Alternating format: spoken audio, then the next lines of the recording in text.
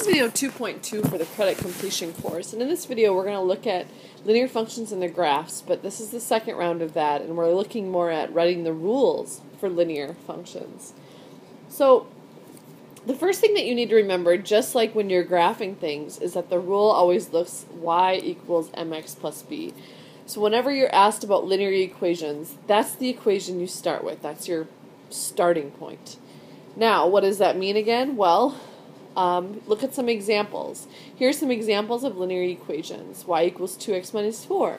Y equals negative 1/3 x plus 7. And y equals 5 minus 3x.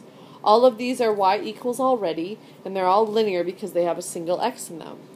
Now, remember, when it's y equals mx plus b, m is some number that represents the slope of the line. So in our examples here, we have slopes of 2, negative 1/3, and notice negative 3. That's a slightly different, it's in a slightly different position, but it's still in front of the x, describing the number of x's. So that's the slope. B is the y-intercept, and that's the extra number being added on. So in our case, as the examples, negative 4, 7, and 5 are the y-intercepts.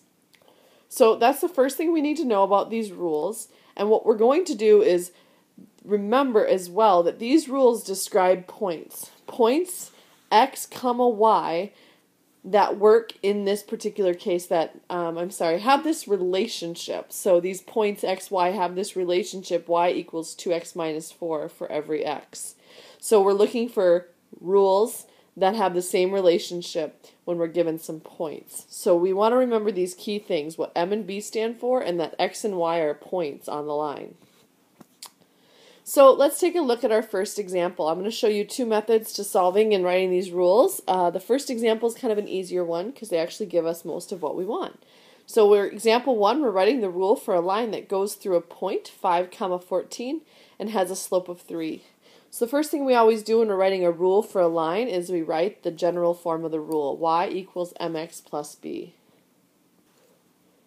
So after we have the general rule down, we start to look at our information, and notice this time they gave us the slope. So if we know that m represents the slope, if we have that memorized, all we do is plug 3 in. So look at, we have half of our rule because we're looking for the slope and the y-intercept, m and b, so that we can write a rule with y and x.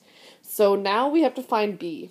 Now notice they didn't give us b, they didn't say y-intercept is da da da da, they didn't tell us a number. So now we need to use that point 5, 14 somehow. And the way we're going to use that is we're going to plug it into the equation and we're going to find b so that 5, 14 works. So we're plugging 5 in for x and 14 in for y. So 5 for x, 14 in for y because that's x comma y. Everything else we copy down. So 3 times 5 plus b equals 14. Now we solve for b. So I need to just perform operations until I figure out what b has to equal. So first off, I'm going to multiply 3 and 5 to get 15, because that 3x means 3 times x, so 3 times 5. And then I'm going to solve for b by subtracting 15 from both sides to get the b alone. So at this point it starts to get easy, and we get negative 1 for b. Now, yes, we're not done. A lot of students like to stop here and go, yay, I'm done, I found it. But remember what the goal is. The goal is to write a rule. So we want to write a rule, y equals mx plus b. So 3x, because remember m was 3. Now we know b is negative 1. So we put negative 1 where the b was supposed to be. So now we have a rule. Now we are finished with this problem. So let's jump to the next problem. So in this next example, notice they're giving us different information. They're giving us 2 points. So we have 2 ways to solve problems like this. I'm going to walk you through one method here. Maybe you've seen it, maybe you haven't. And then I'll walk you through the second method in the next example. So you choose your method when you go and do your worksheet on your own. But for now, listen to both methods and ask your teacher questions if you don't understand. No matter what, since we're being asked to write a rule for a line, we always start with y equals mx plus b. That's number 1. Now, we're going to plug in what we know. We know the first point, 5, negative 2. That means that 5 is x, negative 2 is y for some rule. So we're going to plug it in. Y is negative 2 and x is 5 plus b. Remember, the two things we don't know are m and b. And so we're looking for m and we're looking for b. Now we're going to talk about how we're going to do it. The same exact thing for the next point. But before we do, let's rewrite this equation in more proper form. M times 5, we like to rewrite that as 5m because that's the same thing. And that just makes more sense with the variable second. So we're going to rewrite that 5m plus b. Now, we're ready to do the same exact step with the other point. So the other point is 4, 3. So now we're going to plug 4 in for x and 3 in for y. So 3 equals m times 4 plus b. Again, we're going to rewrite that like we did the previous equation so that the m is second. So it'll be 3 equals 4m plus b. So notice all that I'm doing, just to clarify, is I'm rewriting this as 4m because those are equivalent statements. And I'm just kind of writing it in the order that we're used to.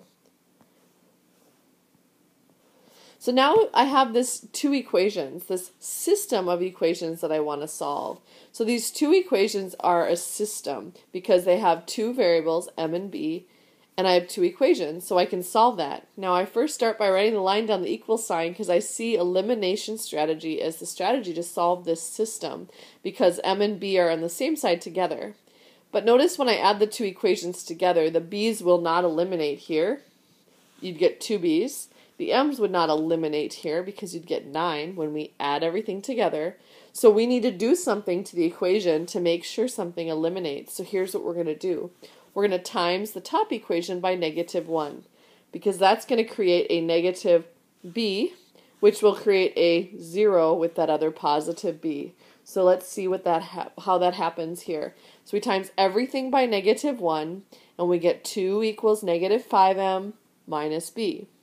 Now when I add the red equation with that blue one, the b's will eliminate. And I'm left with 5 on the left when I add 3 and 2, and -1m when I add 4m and -5m. Now notice I'm almost done. I got m almost alone. I just need to divide both sides by -1 and find m is -5. So m is -5. I've found the slope, which is half of the rule to this equation. But I have to find the other half, the b value, because I'm supposed to find the rule, y equals mx plus b.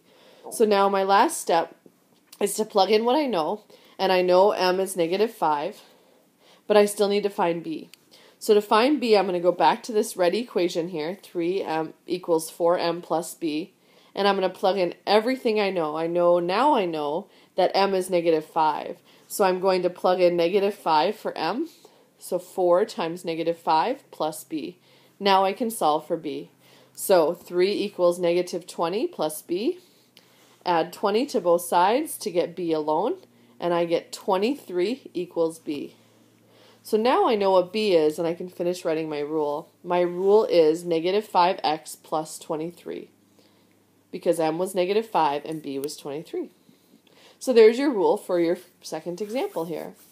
So that's one method that maybe your teacher has or has not taught you. Let's take a look at another method that some of you might be more familiar with. So this other way is going to utilize what we know about m and b.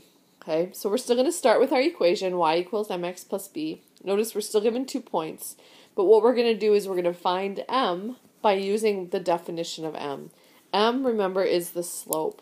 And so we're going to start with finding the slope of the line that goes through those points. And hopefully you remember when finding slope, it's a good idea to draw a picture. So I'm going to sketch these 2 points, -8, 2. So I've started my sketch here, -8 up 2 for my first point. And now I'm going to sketch 16, 8, go over 16 up 8, and I can see my line there. I can see, number 1, that the slope is positive because that line is going upwards. But now I need to count the slope. So knowing the definition of slope, I know slope is rise over run, or delta y over delta x. And so I'm going to find those values by drawing in this slope triangle that you see here. This slope triangle will help me find the delta y and the delta x.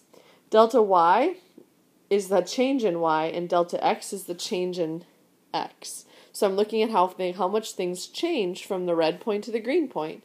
So let's see, delta y, that's upwards, so we're going to look at the vertical side, and we're going to use the number 2 and the number 8, because that's how much the points went up from 2 up to 8. Because remember, the red point was at 2, the green one was up at 8. So we're going to see a rise of 6, because 8 to 2, well, that's a difference of 6.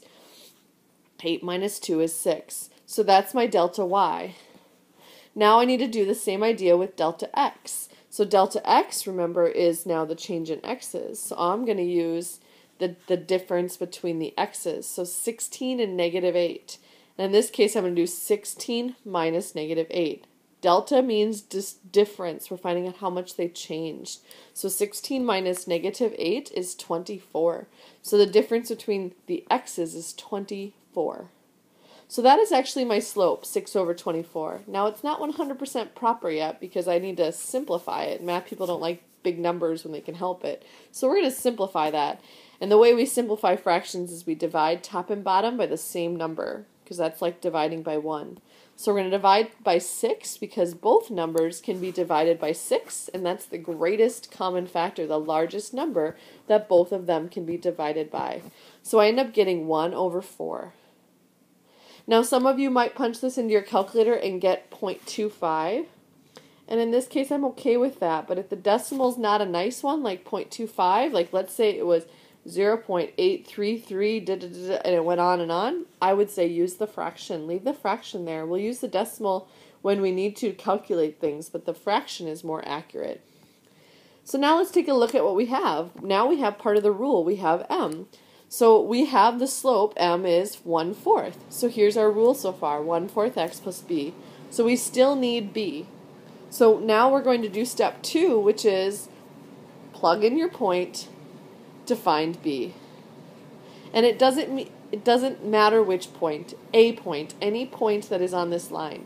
In this case, I'm going to use the green one, 16/8, because I think it's a more simple answer to use. Positive numbers are usually, students will make less errors with positive numbers, so I'd recommend using the positive numbers when you can.